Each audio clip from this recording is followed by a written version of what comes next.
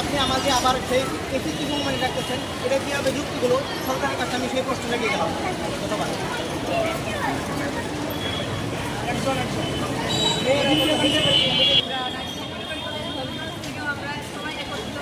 আমাদের দাবি নয়, আমাদের অধিকার আদায় করতে।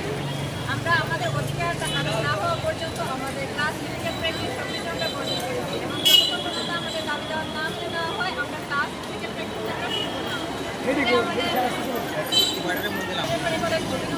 আমরাও সবাই একত্রিত হয়েছি আমাদের দাবি নয়, আমাদের অধিকার আদায় করতে।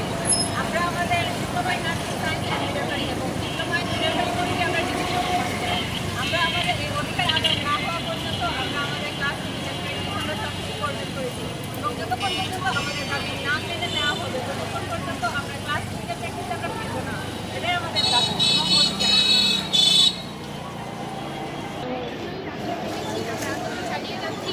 এই আন্দোলন শুধু আজকে থেকে শুরু নয়, এই আন্দোলন অনেক দিন ধরে চলছে।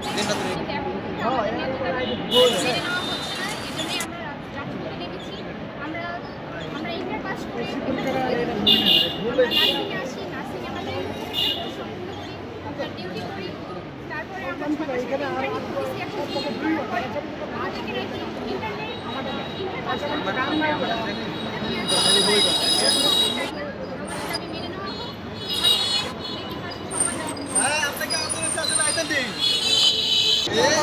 একটা যৌক্তিক দাবি নিয়ে এসেছি, সেই দাবি আদায় না হওয়া পর্যন্ত আমরা আমাদের ডিউটি, ইন্টার্ন ডিউটি এবং ক্লাসকে আমরা বর্জন করলাম এবং অনির্দিষ্ট করার জন্য সেগুলোকে আমরা বর্জন করতে চাই। আমি এই বর্তমান সরকারের কাছে আশা করি তারা খুব দ্রুতই ওদের মাসদের দাবি একমত হবে ইনশাআল্লাহ।